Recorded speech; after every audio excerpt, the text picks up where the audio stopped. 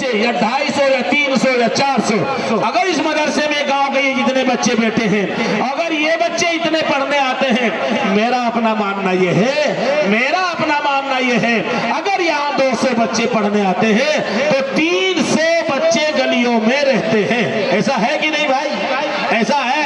اچھا یہ 200 تو قرآن پڑھ لیں گے، وہ جو 300 باہر گھوم رہے ہیں ان کو کون پڑھائے گا بھائی؟ ان کو جبرائیل پڑھائے گا بھائی؟ پیسے دیتے ہیں آپ، کماتے ہیں آپ، اور بچہ آپ کا ان پڑھ اور گلی میں گھوم رہا ہے۔ آج آپ ان پڑھ ہیں، کل آپ کے بچے بھی ان پڑھ رہیں گے۔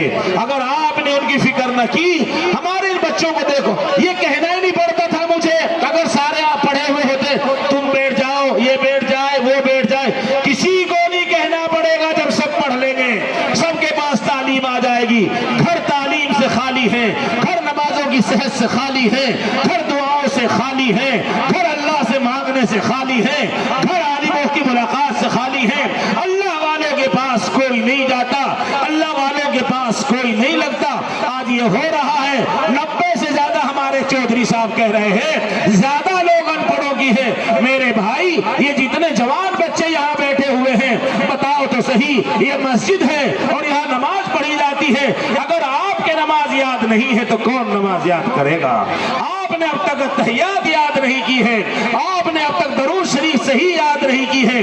اگر یہ پوچھ لوں آپ سے، ایمان مفصل سناؤ، ایمان مجمل سناؤ، 250 سال کے مسلمان بیٹھے ہیں میرے سامنے، میں بیان نہیں کر رہا ہوں، 250 سال کے خاندانی مسلمان کھڑے ہیں، یہ سب، یہ 250 سال میں کب بتا رہا ہوں، 250 سال کے مسلمان کے تحیات یاد نہیں، 250 سال کے مسلمان کے وتر میں کیا پڑھا جائے گا وہ دعائے قنوت یاد نہیں۔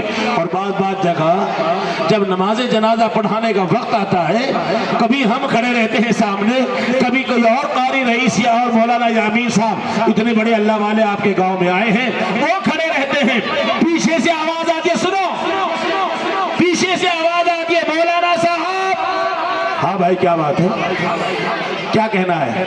یہ نماز جنازہ لوگ کبھی کبھی پڑھتے ہیں، روز تو نہیں پڑھتے۔ اچھا بھائی کیا کرنا ہے؟ مولانا صاحب ذرا مائک میں نماز جنازہ کی نیت بتا دو۔ بہت اچھی بات ہے بھائی، سن لو بھائی، ہم بتا رہے ہیں۔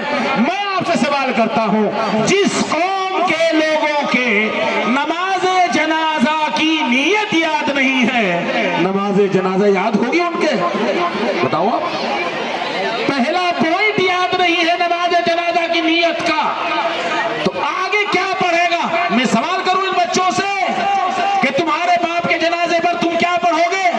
میں پہلے بھی کہہ کر گیا ہوں، کروڑوں کا مالک، زمین جائیداد کا مالک آپ ہو، دکان اور کمرے اور فیکٹری کے مالک آپ ہو، اور آپ کا باپ اور ماں دنیا سے آج جا رہی ہے، تم بتاؤ کھڑے ہو کر اپنے باپ کے جنازے پر کیا پڑھو گے؟ تم نے اب تک یہ بھی نہیں سیکھا۔ صبح ہوئی، شام ہوئی، شام ہوئی، صبح، دیکھو کیا حال ہے مسلمانوں کے بچوں کا، ان کی کٹنگ دیکھو، ان کا چلنا دیکھو، ان کا راستہ دیکھو۔ میرے بھائی میری آپ سے گزارش ہے، بہت دل دکھتا ہے، بڑی پریشانی ہوتی ہے۔ اگر یہ جوان طبقہ ماں باپ کا آ جائے، اگر یہ جوان طبقہ اپنے روح کو موڑ لے اور اپنے ماں باپ کے پاس بیٹھ کر، میں جب بمبئی گیا ایک پروگرام میں، اور بیان کے بعد بیان میں چیٹی آئی، اور چیٹی آ کر وہ لکھا ہوا تھا، مولانا صاحب آپ نے تو ماں باپ کی اطاعت اور فرما برداری پر بیان کیا ہے، میرا بیٹا کسی دوسرے ملک میں پڑھتا ہے، 8 دن ہوئے ہیں میں نے ان کو بلایا ہے اپنے پاس، ماں کہہ رہی ہے میرے بچے کی 10 دن کی چھٹی ہے، 8 دن ہو گئے 10 منٹ میرے پاس نہیں بیٹھا۔ اگر یہ پوچھ لوں ان بچوں سے، بیٹھے ہوئے ہو تم اپنی ماں کے پاس روزانہ بیٹھتے ہو؟ سونے سے پہلے جاتے ہو اس کے پاس، باپ کے پاس، اس کو 1 روپے کی ٹیبلیٹ لا کر دے کر یہ بدن کی اور پیٹ کی دوا ہے، بس تم نے یہ سوچ لیا کہ میں نے اپنی ماں کا حق ادا کر دیا؟ رسول اللہ صلی اللہ علیہ وسلم نے ارشاد فرمایا ہے، اگر اس چمڑے کو نکال کر ماں کے پاؤں کی چوٹیاں بنا دی جائے، اللہ کے رسول کا فرمان ہے، جب بھی ہم ماں کی اس آہ کا حق ادا نہیں کر سکے ہیں، جو ہماری زچگی کے وقت میں جب بچہ پیدا ہوتا ہے، ماں اپنی موت اور زندگی کے درمیان میں رہتی ہے، میں قسم کھا سکتا ہوں۔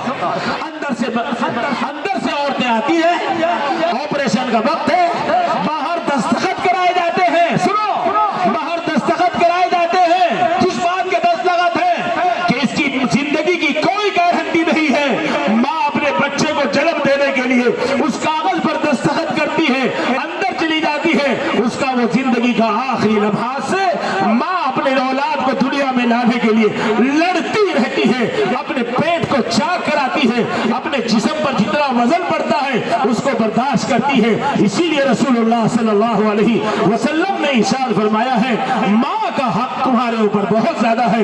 कितने बच्चे खड़े हुए हैं, शायद ही होगा तो सही, शायद ही कोई बच्चा ऐसा हो जो रोजाना अपनी माँ के पांव दबाता हो, अपनी माँ के पास जाकर बैठता हो। पहले जब हम छोटे छोटे से थे, दादी के पास बैठते थे, माँ के पास बैठते थे, हमारी दादी कहानियां सुनाती थी, माँ कहानियां सुनाती थी, नहीं सुनाती थी, कहानी सुनी होगी ना अम्मा जी आपने, दादी सुनाती थी, अम्मा सुनाती थी। बच्चे मगरिब के बाद से माँ बाप के पास बैठ जाया करते थे। हमारी ये जितनी जनरेशन है, हमारे ये जितने जवान बच्चे हैं, ये न माँ के पास बैठते हैं न कहानी। अब तो इनकी कहानी खत्म नहीं होती, इनकी कहानियां इतनी अजीब अजीब है कि हमारे इन्होंने कलंक लगा दिया है। हम बदनाम है तुम्हारी वजह से, हम शर्मिंदा है तुम्हारी वजह से, हमारी आंखें अगर नहीं उठ रही है तुम्हारे करतूतों की वजह से, तुम्हारे कारनामों की वजह से, हम अगर अपने घर में चुपचाप है तुम्हारी वजह से चुपचाप है। अगर ये जवान तबका सुधर जाए, अगर ये जवान तबका वापस आ जाए और ये जवान बच्चे जो हमारे हैं इन्होंने वापस अपना रुख को मोड़ लिया, हमारा सर भी फख्र से ऊंचा होगा। हम ये कहेंगे हमारे बच्चों की वजह से जिस घर की बेटी इज्जत के साथ जिंदगी गुजारती है उसका बाप बाजार में सर उठाकर चलता है, और जिस घर की बेटी बेइज्जती की जिंदगी गुजारती है उसका बाप बाजार में नजरों को झुकाकर चलता है। ये फर्क है दोनों में। मेरे भाई, ये आपका प्रोग्राम, ये आपका जलसा, इतने बड़े अल्लाह वाले आए हैं। अगर दरख्त सूख रहा हो, जड़ों में पानी जाने से पत्ते हरे हो जाते हैं, दरख्त हरा हो जाता है। इतने बड़े अल्लाह वाले